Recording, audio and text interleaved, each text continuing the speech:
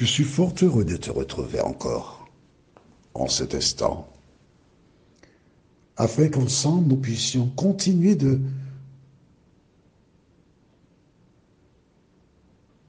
visiter, découvrir le caractère de David.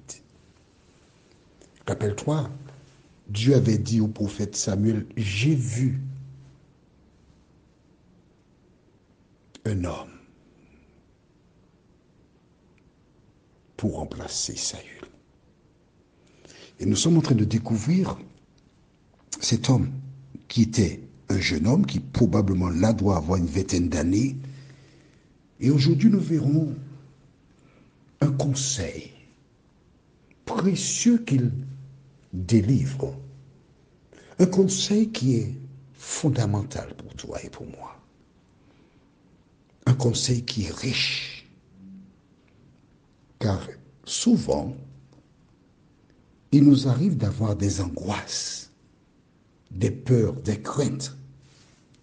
Mais à travers l'étude de ce jour, nous découvrirons, je dis bien toi et moi, la solution appropriée. Juste avant de voir toute angoisse, prions.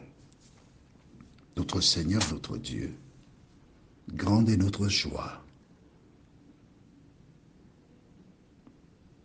de venir une fois de plus ouvrir le Saint-Livre et découvrir ce que tu as mis à part pour nous. Bien des personnes se rendent chez des psychologues, des psychiatres, des spécialistes pour essayer de trouver la paix et se libérer de toute angoisse. Mais aujourd'hui, la parole nous autorise à croire qu'il existe une solution divine. Saint-Esprit, merci de nous accompagner encore. Nous t'avons prié au nom de Jésus pour ta gloire éternelle. Amen. Rappelle-toi, Saül a déclaré à David, c'est ce que nous avons vu hier, j'ai péché, je reconnais, j'ai agi comme un fou. Mais rappelle-toi, David est sous l'influence du Saint-Esprit, mais Saül est sous l'influence du diable. Et le Saint-Esprit permet à Saül de reconnaître son état. Il a dit, j'ai agi comme un fou. Je lis ça avec toi à la fin du verset 21. Écoute bien ce que dit Saül. Oui, j'ai agi comme un fou et je me suis lourdement trompé. Il n'a pas agi comme un fou, il a agi comme un individu sous l'influence du diable parce qu'il est possédé de mauvais esprits. Et quand tu vois des personnes agir à ton endroit, rappelle-toi de Saül. Dans ton cœur, tu te dis, c'est un Saül. Ne dis pas ça à haute voix, non, pour que la personne t'entende, parce que si elle connaît un peu l'histoire de la Bible, tu vas la mettre en rogne contre toi. Tu as déjà suffisamment. Et voilà, donc il dit, j'ai agi. Je me suis lourdement trompé. Mon ami, quand quelqu'un te veut du mal, elle se trompe lourdement, très lourdement même. Alors, nous lisons le verset qui nous intéresse aujourd'hui, versets 22 à 24. Que dit la parole?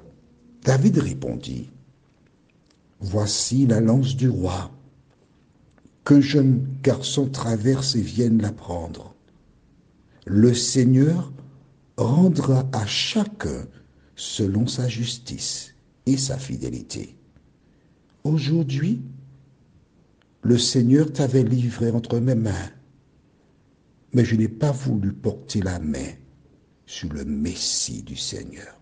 Alors, je rappelle que Messi, ce n'est pas le footballeur argentin, non, mais Messi veut dire sauveur. Messi peut vouloir dire aussi une personne qui a été mise à part par Dieu. D'accord? Verset 24.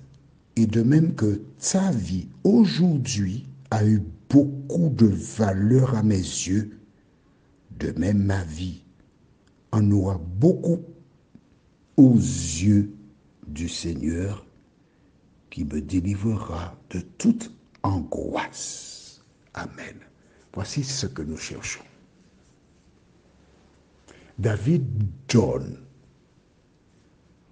il te donne la réponse appropriée. À travers ce récit, donc, il y a de quoi, hein? 600 personnes autour de lui, plusieurs, et ceux qui sont le plus proches, lui donnent toute espèce de suggestions contraires à ce que dit la parole de Dieu. À 2 reprises, quand il était près de Saül, il avait des armes, il avait la force. Plus ces personnes qui comme ces coqueleurs. Les coqueleurs sont des personnes qui sont dans un pit. Le pit, c'est aux Antilles, il y a un espace qui sont les tribunes tout autour. Et au centre, il y a donc des coqs, 2 coqs qui se battent. Et les coqueleurs, ils crient, oui, allez, allez, allez, allez, allez, pour encourager les coqs à se battre. Et David avait autour de lui des coqueleurs, des hommes qui lui disaient, vas-y, vas-y, tue Saül. Tu imagines, ce dernier, à plusieurs reprises, a failli le tuer. Voici des personnes qui viennent l'encourager en lui disant, tue Saül, tue Saül. Et Saül est à portée de sa main 2 reprises. Mais il refuse de lever la main sur loin de l'Éternel. Oh, qu'est-ce que c'est magnifique de voir la puissance de Dieu. Qu'est-ce que c'est magnifique de voir comment une personne qui a été choisie par Dieu et en qui se trouve le Saint-Esprit, comment elle se comporte. Beaucoup de personnes parlent de Dieu. Beaucoup de personnes chantent, disent, je suis sauvé. Mais à ces personnes, et à moi-même, je pose la question, quelle est ton attitude à l'endroit de celles et ceux qui t'ont fait du tort, qui te font du tort? Est-ce que tu as la même attitude de David? Il n'est pas suffisant de dire je crois en Dieu. Il n'est pas suffisant de dire j'ai accepté Jésus pour sauveur personnel. Tu dois être une nouvelle créature. Et que dit David? La fin de ce verset dit, je cite à partir du verset 24 tout simplement, et de même que ta vie aujourd'hui a eu beaucoup de valeur à mes yeux, de même ma vie en aura beaucoup aux yeux du Seigneur qui me délivrera de toute angoisse. Es-tu angoissé? Une chanson dit, es-tu lassé, rempli de tristesse? Dis tout à Jésus. Prions. Notre Seigneur et notre Dieu, quel bonheur pour nous de voir que David a puisé sa force en toi à travers les épreuves, la persécution. Il n'a jamais cessé de tourner ses yeux vers toi, l'étoile du matin. Et là, beaucoup qui sont angoissés à cause de problèmes non solutionnés, mauvais traitements, ont l'occasion, Seigneur, en méditant sur la vie de David, de découvrir la solution aux angoisses. Merci pour la parole. Merci pour ta présence. Merci pour ton amour. Merci pour la délivrance dont nous t'avons prié. Au nom de Jésus et pour ta gloire éternelle. Amen.